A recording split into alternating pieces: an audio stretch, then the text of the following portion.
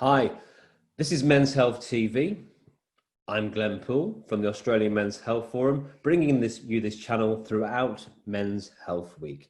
In this hour, we've got Blokes on the Couch, where we bring together blokes who work with blokes in a one-to-one setting, be that counsellors or therapists or mentors.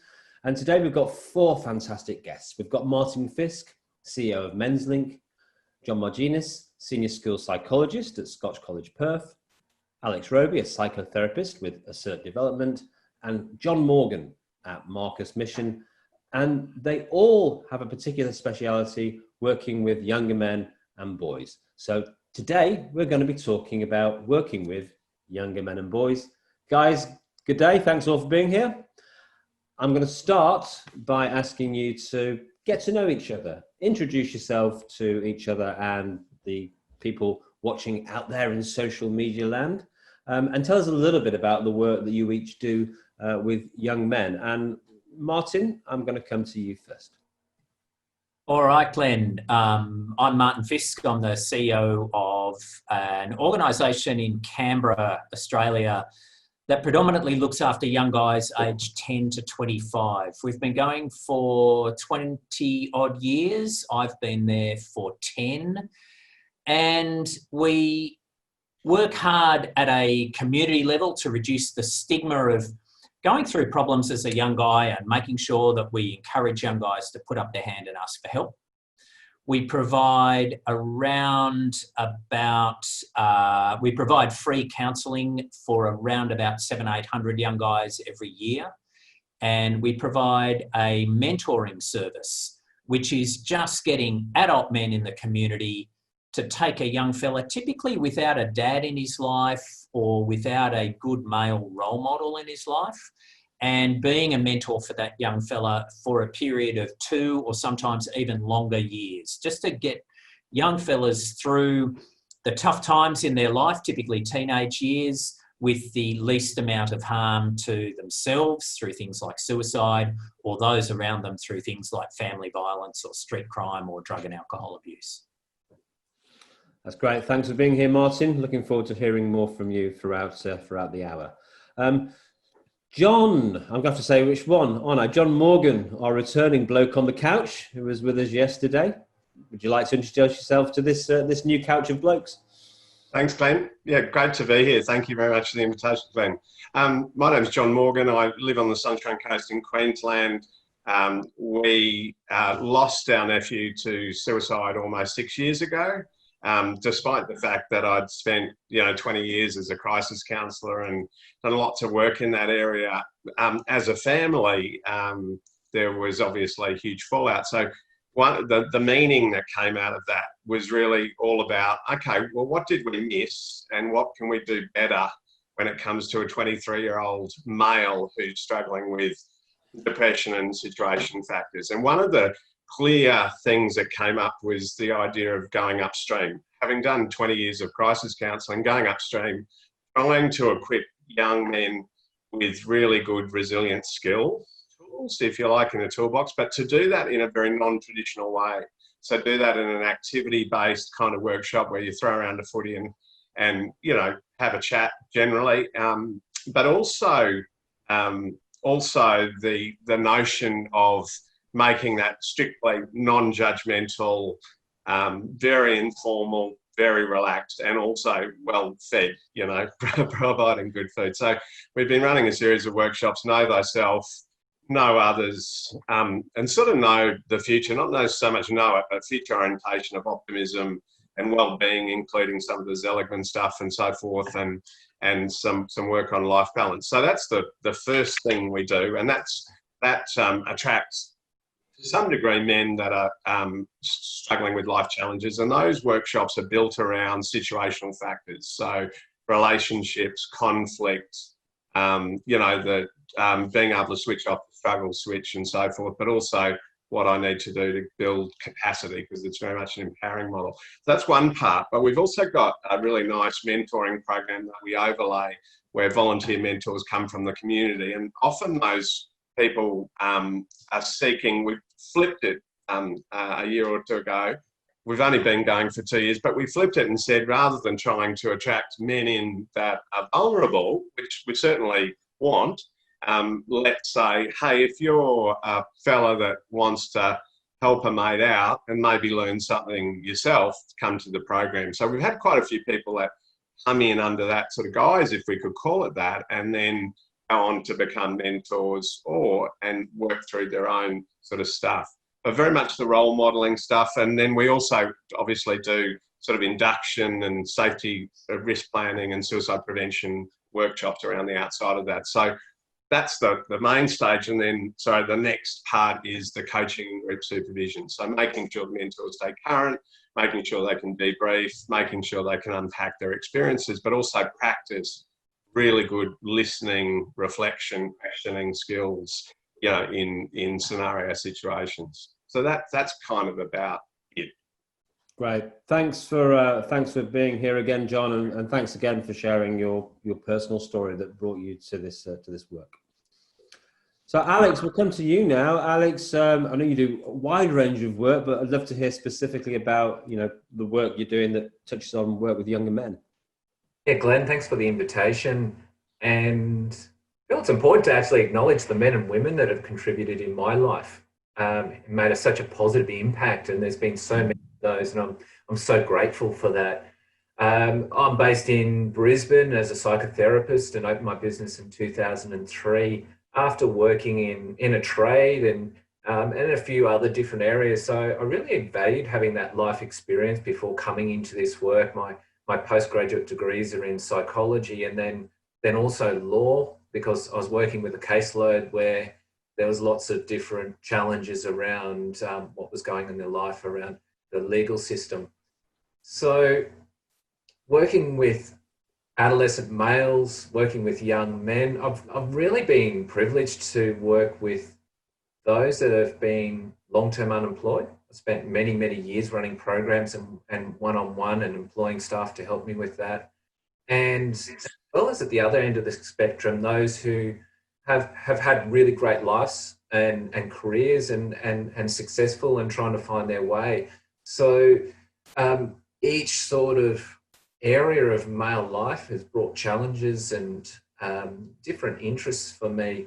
I've run hundreds of programs. One of my favorite areas is the wilderness experiences. We're taking men out, whether it's for a day or even 10 days into Southwest Tasmania. I call those connection before correction, and getting men to connect with themselves, connect with each other, connect with nature before actually trying to correct something within themselves, just to find out what's really going on, what's of meaning, and just that self-orientation and getting grounded in their lives. I find that young men unconsciously seek that which is not honoured in family. And so often they're coming with all sorts of distractions in their life and caught up in so on what's going on. And it's really bringing them back to what's been missing, what's their calling. And sometimes it's been too much structure, sometimes not enough structure. So I'm really thrilled to be here, and especially with the calibre of other men that are speaking today. So Glenn, thanks for the invitation, and I'll say that's enough for the moment, because I'm sure, like each one of us, we could spend an hour just on our own talking. Thank you. Great, thanks for being here, Alex. And so we go last but not least over to Perth, to John Marginis. Cheers, Glenn. So I guess for me, so I'm a psychologist. I've trained at Curtin University, and I've got a bachelor and a master's of psychology. And I guess for me, my area of working with boys and men sort of really started near the end of actually my master's degree. I went into psychology straight from sort of finished high school, went straight into a bachelor's degree, really enjoyed it, but sort of wanted more of the hands-on skills of what it means to actually be a psychologist. And during the end of, or the latter years of, I guess, my master's degree, it sort of became really apparent to me that I guess there was a real sort of need for work to be done, or like specialising for work with boys and with men. I guess, traditionally we hear that, and in some ways stereotypically we hear that men aren't the best talkers or the best listeners or things like that. And I guess for me, when I sort of looked through the research and sort of just thought as to why this might be, or why men or some men struggle so much to talk about what's going on, and we know that suicide in males is relatively high. It sort of came down to, I guess, how we look at how boys and how girls are almost raised. We see that, little boys are encouraged to be really strong, and little girls are encouraged to be, pretty and beautiful. And it's almost from that early age where we start to actually see that differentiation of how males and females are in some ways treated and raised. So I guess for me, being that we sort of, we hear that boys need to be strong and things like that, a lot of my work actually starts from as early as possible. So I have the luxury at the school I work in, where we've got kids as young as 3. In the work that I do privately, I also just start with that age group of 3 years of age. And I had that luxury of when I was doing my Masters of Psychology course, we did sort of like early intervention stuff or intervention throughout the lifespan. So we start really, really young. There's involvement with parents and things like that, and sort of throughout that lifespan. So it's not necessarily just limited to small children and the work that I do outside of the school. I work with a whole range of ages, predominantly with men and with boys. But I guess for me, I'm a big advocate of early intervention and starting those conversations really young, and as soon as possible, and sort of almost putting out there that it is okay to talk, it is okay to express your feelings as a boy. From a young age, it's good to be involved in sort of contact sports and some of, I guess, more those stereotypical masculine things, but by no means is it not appropriate for a young boy to also talk about things. So I guess I come from that early intervention stage, and starting as young as possible, really, of that education kind of stuff. Great, thanks for being here, John. So we've got a really interesting mix of approaches and perspectives here. But Martin, I'm going to come back to you first. What I want to find is a kind of a way into a bit of a meatier conversation now. So I'd like to invite you, Martin, to share some of the really kind of tough issues, the gritty issues that the young men that you're dealing with are facing, and the ones that you personally kind of most vexed by or challenged by, and how you're approaching them, and then to see if we get any kind of if that sort of bounces something off the other speakers, to see what kind of approaches they've taken in similar situations. Yeah, sure, Glenn. And in answering your question, I'll also touch a little bit on what John was just saying about the boys being raised up. And in doing that, one of the things I find difficult is in our rush as a society to do something genuinely about male suicide. We've developed this, and all of us, and our organisation and multiple other organisations, this stigma that guys won't talk. And in fact, what we found is guys will talk if they have a safe place. But sometimes some of our ads and some of our mental health campaigns keep saying, the reason you're in trouble is because of you. You won't talk. And I find that a bit hard, because we haven't actually, as certainly in terms of government investment in mental health and things like that, haven't really invested a lot, and particularly in our space, in the young men's space, really good, safe places for young men to talk. And one of the things that I've noticed, whether it's in my professional work, working with young guys, or just as a bloke, the driver for us not talking and getting the support we need through those tough times is all around shame. You know, when I have a problem at work or in a relationship, either now or in the past, you know, I've lost jobs, I've lost marriages, I've been there and done it. You know, I've got a long history of a word that I can't use in public, and they're really shaming events, right? You know, we have been brought up as guys that we are the problem solvers, we're the go-getters, we're the doers, we're the builders. And, you know, we're there to help other people. You know, it's just as rife in our industry as it is in any others. And so when things don't go to plan, I personally have this intense sense of shame. And I then find it really hard to say, you know what, you know, Glenn, you're a mate of mine. You know, Glenn, it's really hard to say to you, actually, things aren't as good as they appear on my Facebook feed. You know, I'm really struggling with X, Y, Z in my life. Yeah. And I think what we try and do at Menslink, and certainly through listening to all of the other great men on the TV today, by trying to tell stories, by mentoring, by saying, you know what, young fella, I've kind of been in a similar situation, or you know what, I'm going through one right at the minute.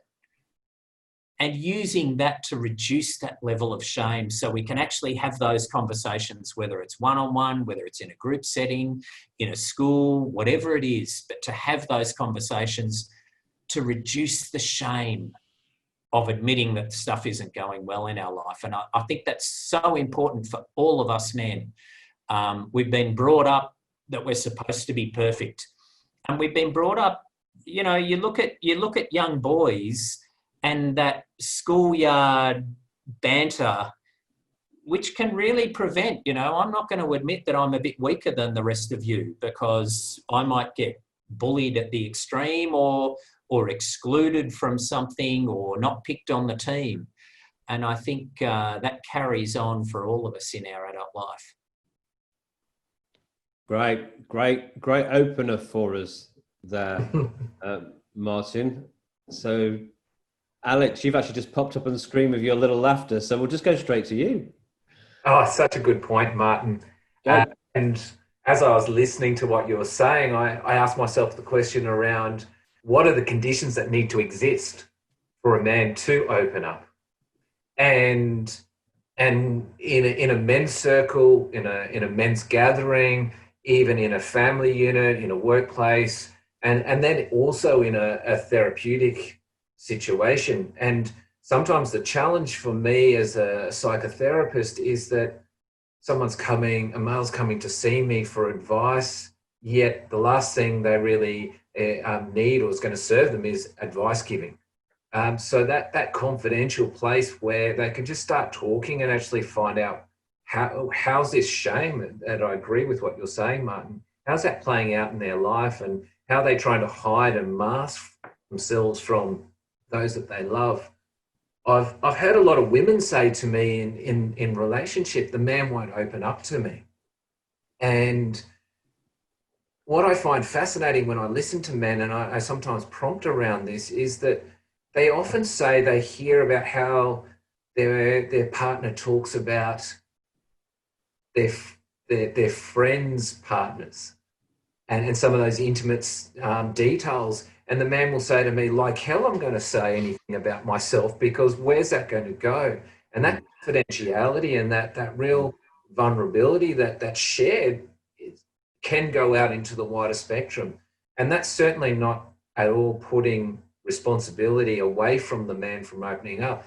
It's looking at what are these conditions that need to exist around confidentiality and this safe place for men to be able to start to explore without someone jumping on and saying, well, shouldn't feel that way, or giving advice and so on. I'm going to pause there for a moment, Glenn, and invite both Johns into this conversation. Right. So we'll go Morgan. I was going to say we'll go for John M first.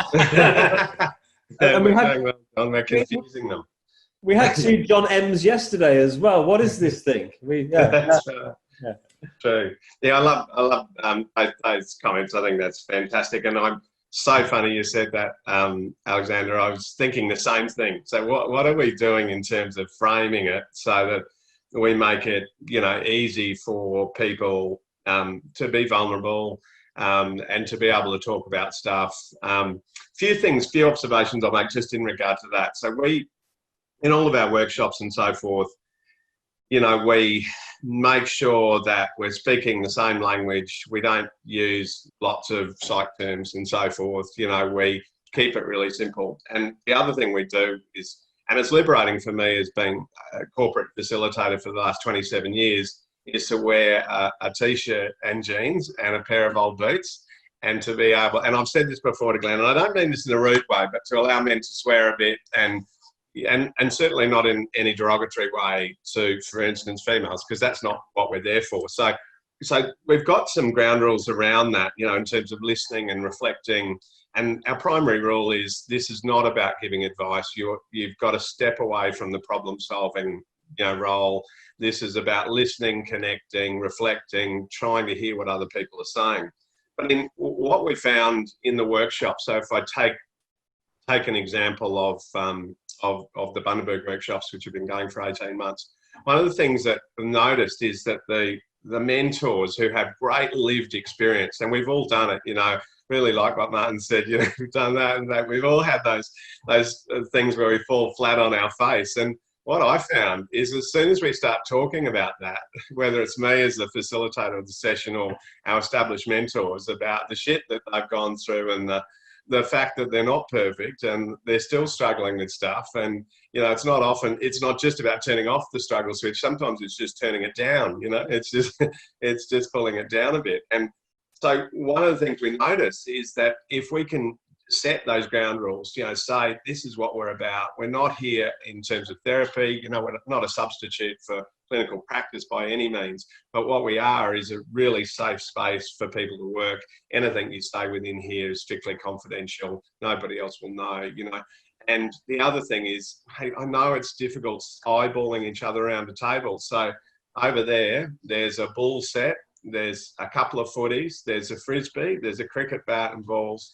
Form into pairs or little groups, go outside, play a game, and have that incidental shoulder-to-shoulder conversation about some of the principles. So they're really trying to engage them more and really try and get their examples. But that's really helpful when you've got really wonderful mentors that lead that and are prepared to be vulnerable and prepared to talk, about their own shame and the distress that they've at times internalized.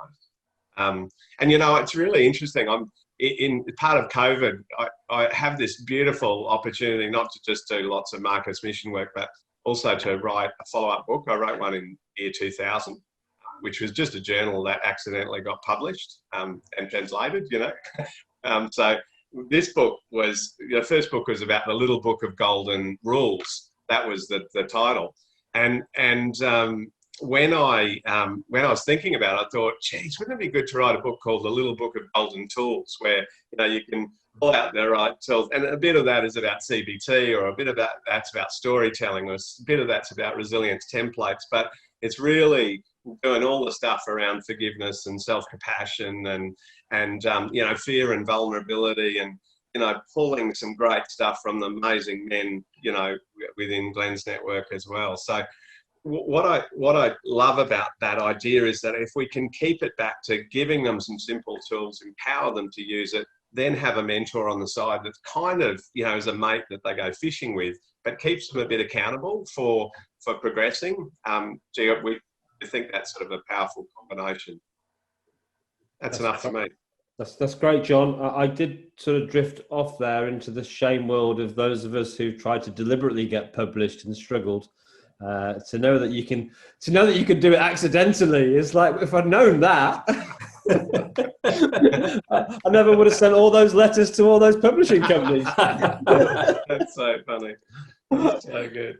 Congratulations on your accidental publishing. Yeah, it's so funny though, isn't it? How those things happen, because I just one moment, if I could. I was doing a corporate gig, and it was about really boring topics of time and self-management. And it was for Fastway Careers. It was one of their big national conferences, and I never do public speaking. I hate it. I prefer workshops with 20 blokes. And one of the things that I found was that I woke up in the middle of the night and went, this is so boring. Why don't I just write down 12 golden rules to live by? And that's kind of where it started, So it's funny how things happen. I just can't believe you found the magic formula 20 years ago and you haven't tapped into it a second time until now.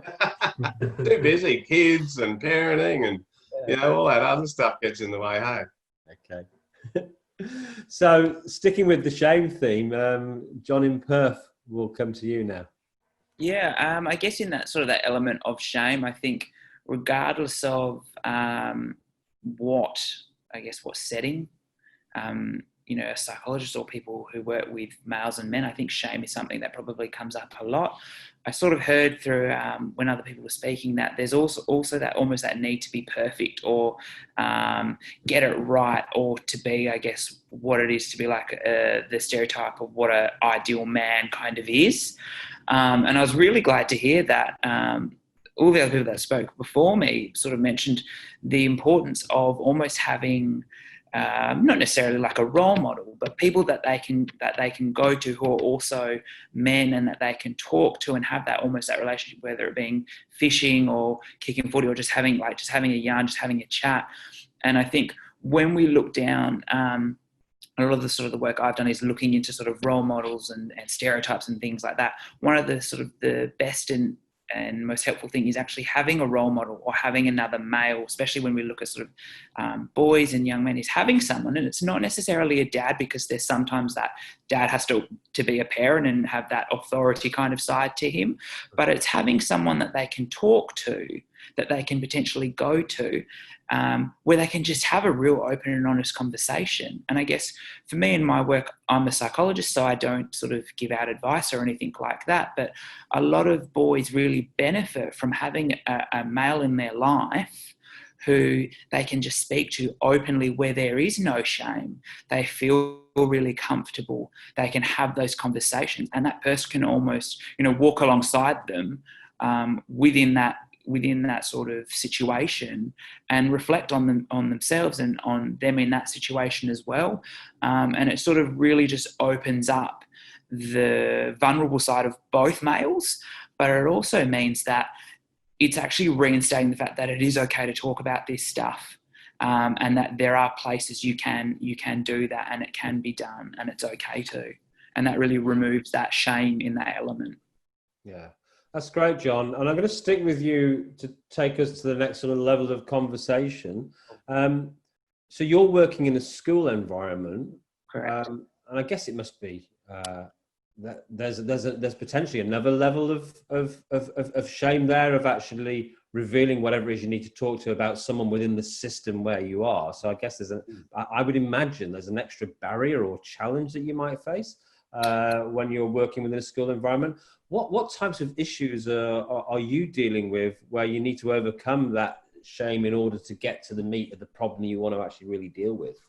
I guess I feel quite lucky in the sense in the school that I work in are actually really proactive in that sense. So it's not like you're the psychologist and you just sit in your office and no one ever sees you and you're this hidden secret.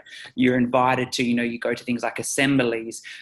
You go into, being the fact that I work in, there's 3 sub-schools in the school I work in. I work in 2 of them, one with the little kids and then one with the teenagers. You're invited into, in the younger classrooms, you're invited into those classrooms as like a member of staff and someone that the boys get to know.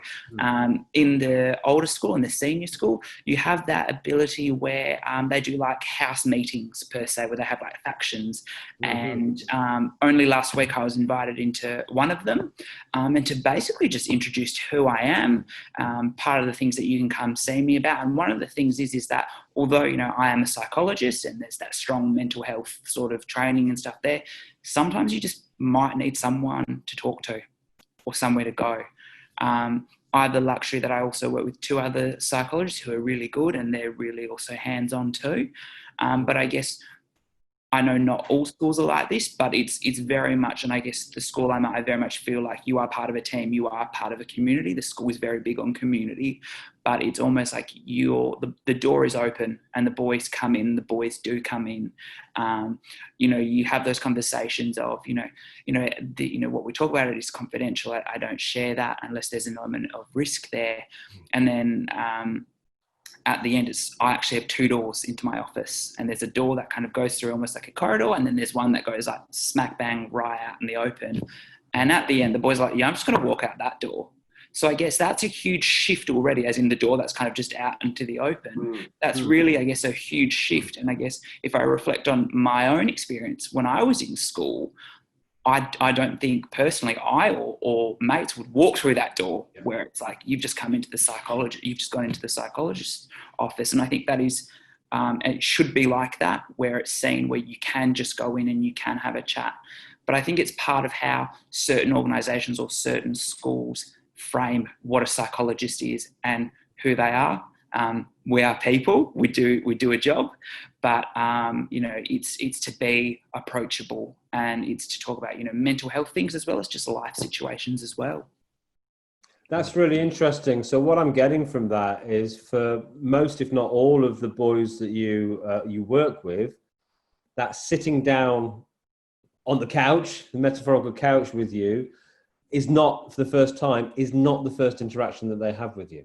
No, so sometimes they potentially haven't seen me before, I guess, but usually, like, we go into house meetings, we go to assemblies, at recess and lunch. I personally make an effort to actually leave my office.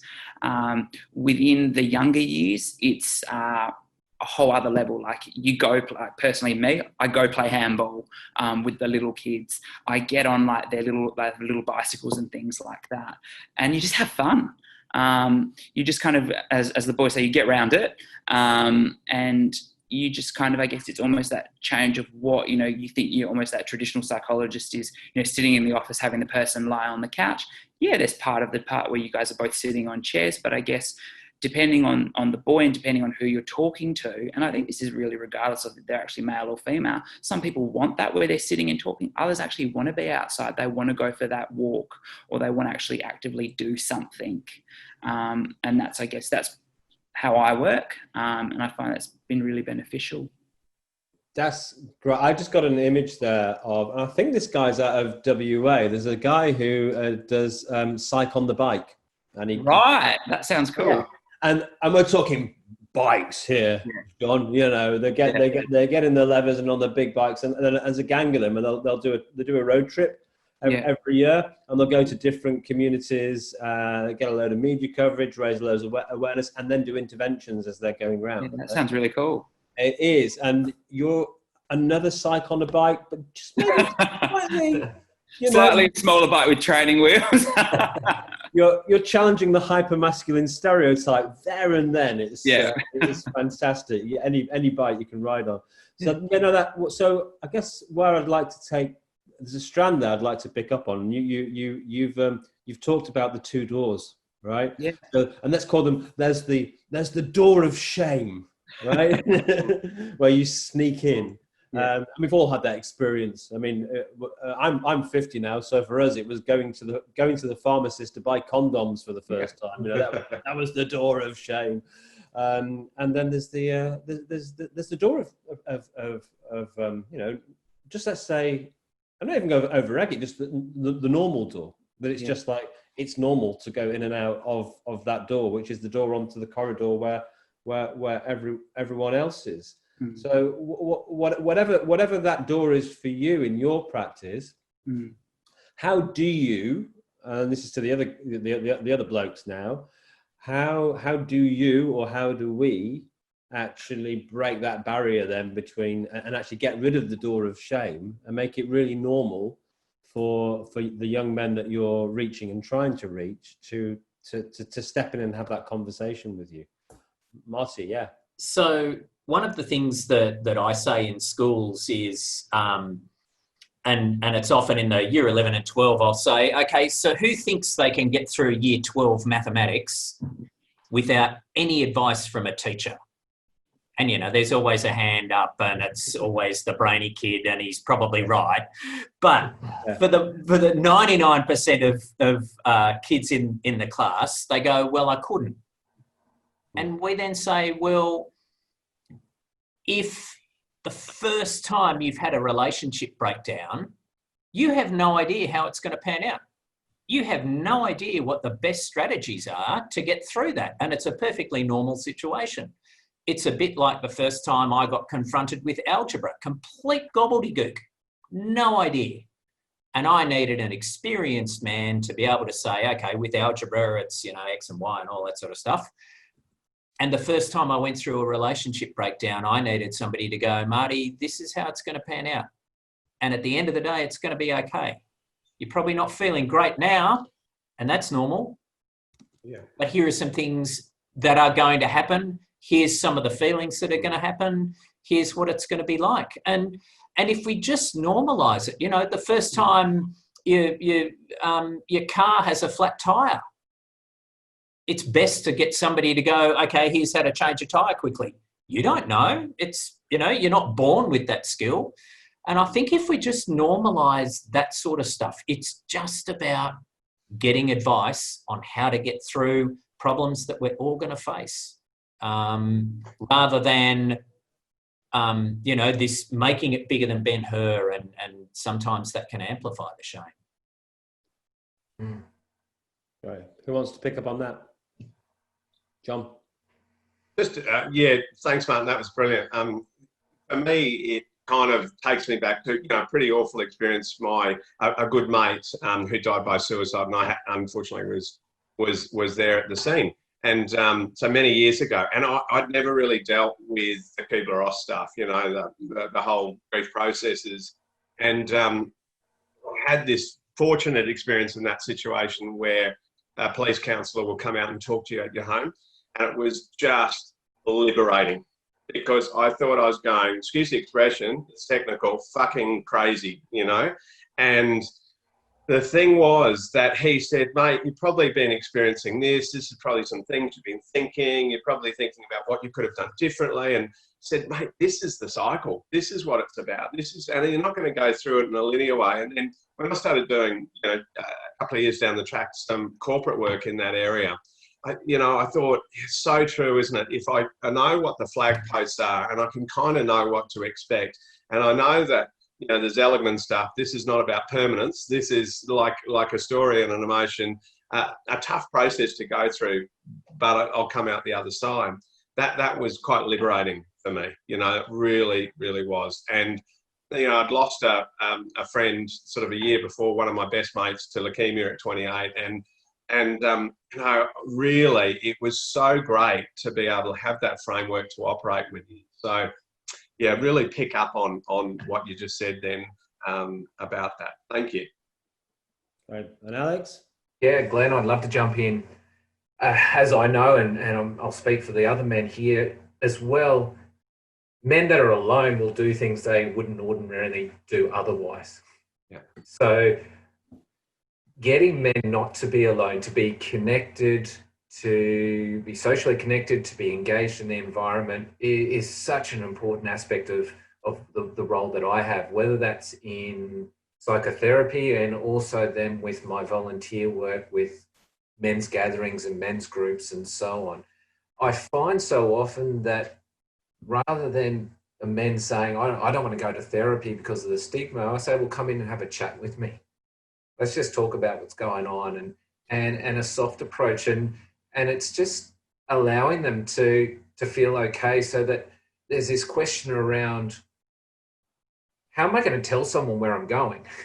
Whether it's with men's group or therapy, and even in some of the men's programs, say 9-week men's programs, after about 3 or 4 weeks, I asked the men, have you actually disclosed where you're going this night once a week? And most of them actually haven't disclosed, not necessarily because they don't want to, sometimes it is. They don't know how to say, describe what's going on. And when people ask, well, why do you need to do that? So often I'm finding that it's supporting men both in the way I package to get them to come into the room or into the circle, as well as how they're going to share with others what they're doing. So that link to getting them to open up, and to the people that are appropriate as well. I'm involved with some research that I'm running around men and men's work. And I asked some questions around, do you have anyone in your life that you can open up to? And some men will say no, some will say yes. And the ones that I find say yes, they do have someone they can open up to, I go, well, that sounds really great. And I almost fell for this trap, because the next question I ask is, do you actually open up? Most of it is no. So I don't want to sound like a wordsmith or a salesperson. Sometimes, though, it is a process around not doing therapy or saying we're doing therapy and normalizing it, and being able to create that safe place for them just to find out what's really going on. Yes, I think that's enough on that thread before I open up another thread. Okay, thanks, Alex. So yeah, we've got about 15 minutes to go, and there's sort of a question that sort of popped up when I was thinking about this, and I kind of like, it wasn't the voice. I was going to say I heard the voice of my father. It wasn't the voice of my father. It was the voice of the fathers, right? It was. I grew up in a working class Northern English town in the 70s. You know, and I can just hear therapy. We didn't have therapy in my day, you know. Is that one of those stressed? You don't know what stressed is. Kind of, there's that kind of like, you know, you've got what this is. The world's gone mad. Like, you know, sitting around talking about your feelings. I mean, yeah, you need a psychiatrist if you've got serious illness. Maybe if you're going through something pretty damn serious like divorce, but counsellors and therapists for boys, they should be out pushing, you know, on the bikes and kicking footballs. I know that actually, this is that is kind of the kind of thing my dad would say. If I did something that was outside of the norm when he was a child, and that could be anything like going dating or, you know, wearing makeup, like that was the 1980s. He would say, you know, he should. When I was his age, I was out kicking footballs and fixing bikes, and I'm sort of offering that as an alternative world to therapy. But we've already had you talking about how you go on your tricycle and how you get outside and throw a footy around. So the two don't necessarily need to be mutually exclusive. But to make it a serious question, how soon is too soon? How soon should we be doing this kind of work with boys and young men? Shouldn't normal just be not doing this? Actually, if you just open up kind of a world of constant reflection, aren't you just like encouraging like kind of internal kind of worrying and anxiety rather than just learning to, you know, get on with it and be stoic and work out your problems on your own, like Blokes have done for so many years? And I'm being provocative. I'm not saying this is what I necessarily think, obviously, but I'm going to come to probably the person in the room that starts. I'm going to go to John. I'm biting in the big, Glenn. I'm going to go to John first because I reckon he's like. It sounds like he's starting with 2-year-old boys or something. So he's like, you know.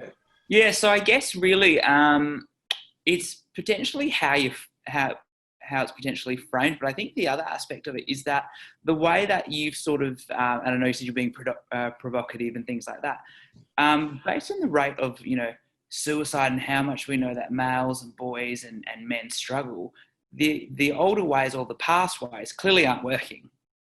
You know, we're not seeing that, you know, our gender's thriving by closing down and not talking.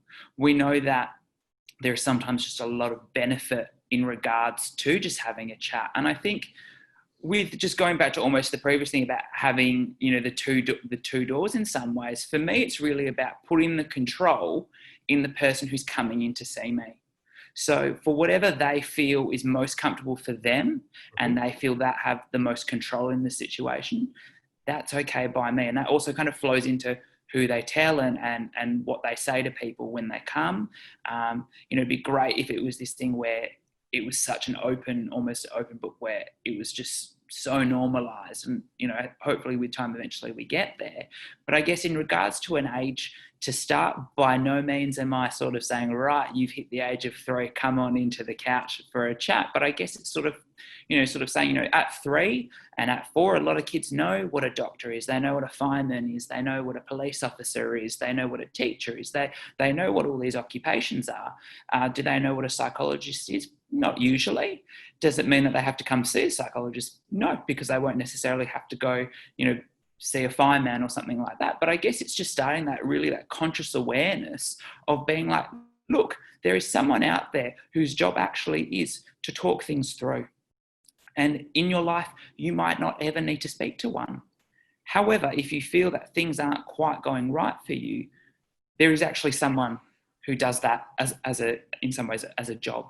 So it's not a complete foreign aspect of things. And I guess for different people, a psychologist might be something that they feel really comfortable with, and for others it might be something that they feel really uncomfortable with, and I guess that's kind of telling in itself.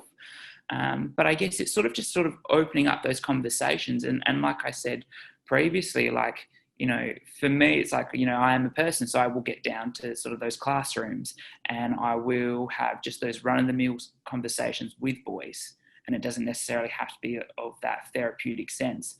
But they do become aware that if they do need that extra support, there is someone there that can help them, or there is an actual, occupation or a place in this world that they can go to if they need to.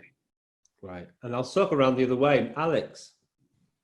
Yeah, I was actually talking to the head of senior school at my old school a couple of months ago, and he said one of the most telling signs of what's happening with boys at the moment is that after school, and the school has a boarding house, there's no one out in the ovals playing soccer or footy or hanging out. They're all sitting in their rooms on their computers. So there's this whole destructuring of the social element for males, and even in the change of the workplace as well, where men are no longer in a workplace for year after year after year, then there's no longer the loyalty, so to speak, in sporting clubs. So even with what your comment was around back in the old day, men just had a beer and kind of get on with it. There's not even the opportunities necessarily now for boys to be together as much as they used to be. With all the research around mental health, anxiety and depression has gone off the charts exponentially, yet all the other mental health conditions had relatively stayed flat. And what's been found for boys is that it's this time on computers and gaming and that withdrawal from the world, and so that the more time they're spending on the internet, on the games, when it's over 7 hours a week, their volition to achieve and self-actualize and socialize in the outside world starts to diminish.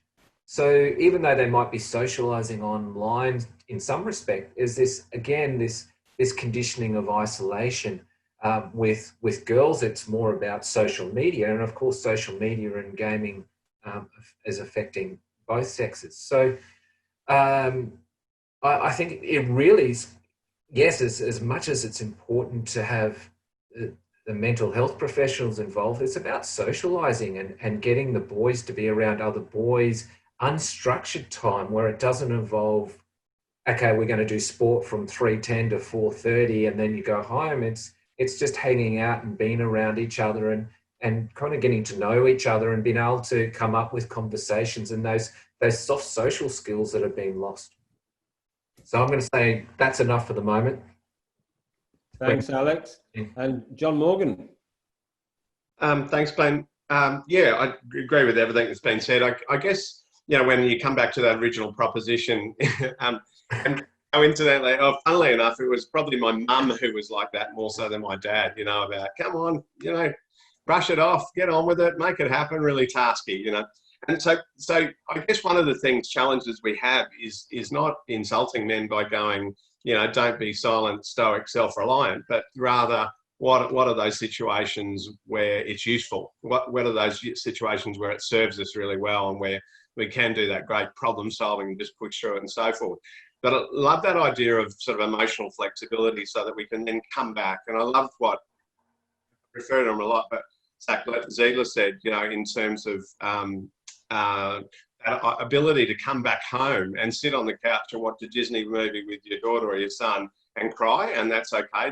That's normality, you know. So this idea that we can flex and it's okay to do that and pour it out, and to take that a bit further and normalise, as you've both been saying, just that notion of having a chat, and whether it is with a clinician or whether it's with a mentor, you know, who goes out and has a fish with you and catches up with you or whatever, doesn't matter. But, you know, if we can actually get below the surface and dig a bit deeper and pull some of that stuff out. But knowing that takes time too, you know, so I love hearing the frameworks, you know, like the 2 years sort of framework for being mentors, because she's at, you know, I've got one at the moment where at the end of the day, it's probably taken 3 months to get really good depth of conversation, you know, really get under it a bit more and open up. And so, you know, just to stick with it, I guess, as well. Right. Thanks, John. And Marty, for you, how soon is too soon to be starting this emotional nonsense with boys? Oh, mate, I don't think you can get soon enough. And I'll quote the younger daughter of some clients of ours. And I think when she said this, she was only 10 years old. And somebody asked her about, you know, why her brothers were at Menslink. And she said, well, actually, the only language they've ever learned was violence. So when anything goes wrong in their life, that's how they respond. There's a 10-year-old girl saying this. I mean, I'm just staggered at her level of insight. I'm hoping she's a future prime minister or something, you know. But I thought, wow, you know, we picked up these young guys when they were kind of like 10 and 12. What if there had been a role model maybe when they were 5, you know, John, when they were 3? What if there was somebody like you who'd gone out and said, you know what, mate, I'm not going to interfere in the parenting that's going on in your life, but maybe there's an alternative. And maybe the psych at my school, in my junior school, is just such a nice guy that I'm always going to remember what he was like. And I think all of us here have had somebody in our lives that we've gone, you know, at a very young age, oh, wow, that's a good bloke. I'd like to be like that person. And I think the more we can do that at the earliest possible age, I think that's wonderful. And I must say, one of the things I really like now, you know, Glenn, like you, I'm over 50 now, is seeing how many young dads there are out in playgrounds. Because when I was a dad, I was one of the only dads there, and you were looked at like a weirdo at a playground with your kids. Whereas now it's a lot more normal, and I think that's great. Yeah, thanks, Marty. So I can just endorse exactly the same experience for me. My daughter's 20. Oh, can't losing count. 22 now, and yeah, 20 years ago, I was the weirdo in the playground. Yeah. If that gets edited by anyone on the internet and shared widely, me just saying I was the weirdo in the playground. Let's just hope we've got the source material right here that had the full sentence and the context. I love these blokes on the couch conversation. It's like I'll get these 4 professionals and me. It's like the most sort of like intensive intervention possible, and I get it for free. So thanks for the therapy, guys. But it's not all about me. It's about anyone who's out there, a young bloke who's struggling, or someone who's got a young fella in their life, or a bloke of any age. But focusing on the young fellas in particular, if you've got a boy or a young man in your life who's struggling, or you are a young fella who's hearing something in this conversation and feels, yeah, I think I need one of these conversations these guys are talking about. Where do I find me one of these blokes? What's our last sort of thought, our last word of advice of where to go, where to reach out to? Alex, I'll come to you first. I find a lot of the young males, they won't necessarily know where to go, and it's having a conversation with someone. And so it's really being able to communicate. They don't need to know, and they're trying to solve a problem. It's just asking someone they feel comfortable with. I want to explore more about what it means to be a male rather than what's wrong with me. What does it mean to be a male? What's important in my life? I like to encourage young men to engage in health professionals around what are they interested in, what's their personality, where do they want to go, and that sweet spot. So it's more about a positive psychology approach rather than building it up into a big problem. So my advice would be, first of all, is to ask some men or women, who do they know, because they don't need to know themselves, and then to explore what it means to be a man rather than to go in there with that approach of solving stuff or having to have an end goal that they'll be fixed. Great, thanks, Alex. Coming to you, John Marginis, and then John Morgan. Yeah, so I guess for me it would be getting them to sort of to have a think or to pick someone who they feel comfortable and safe with, regardless if it's a male or a female. Just someone that they, as sort of a lot of the boys say, they get good vibes from, who they feel listens or will listen to them, and just sort of someone that they can in that way seek out. They don't have to go into the deep detail, but I guess potentially asking them if they also know somewhere that they can go. We know that adolescents and boys are on the internet. There's places like eHeadspace, for example, which is online counselling by Headspace. That's also a good place for people aged 12 to 25 that they can access as well. So yeah, or, you know, some of the children's helplines or kids helplines, those things like that too. If they feel that there isn't actually anyone in their life that they feel that they can talk to on a personal level. Great, thanks, John. And John Morgan? Yeah, thank you. I agree with everything. I guess starting with the role model stuff that Martin was talking about, you know, who's someone in my life that I trust and I think is a really good bloke, you know, and could I initiate a conversation with the person? But I also think it's about that sense of community, you know, getting people to give you a little bit of gentle nudge at times, which hopefully takes you from pre-contemplation to contemplation to readiness, you know, because I think that's the hard part, you know, creating that readiness where they can go there and so forth. And I certainly think the more role models we have around us where they showcase vulnerability as the ultimate form of courage is incredibly important too. Right, thanks, John. And we'll come to you finally, Martin, to bring us home. Yeah, I think we always say, you know, pretty much every young fella is at school or was at school. And we say start at school. Find a teacher, a coach, a counsellor, a psychologist at your school that you think you can trust. And, you know, there is a bit of pushback sometimes with young fellas. Oh, you know, no teacher will help me. And I always say, you know what? I've never met a teacher in 10 years of doing this work. I have never met a teacher at a school who won't take time out to answer a genuine request for help. And that's always a good start. If you're still uncomfortable at school, as John said, ring up Kids Helpline, ring up Lifeline, use eHeadspace. You can be anonymous, so you know you don't have to say who you are, because that's sometimes people feel it's a risk in school if they've done something that, you know, they might feel they get in trouble with. And the other final thing is that if you're a young fella going through some bad times, you don't have to reveal everything in order to get that advice started. You don't have to come out and say absolutely everything. You can just start in a little way, get that relationship going, start getting some advice, build up that trust, and it goes from there. Could change your life. Right. Fantastic. And it's all about changing lives. It's a great place to bring this conversation to a close. I absolutely love being on the virtual couch with you blokes.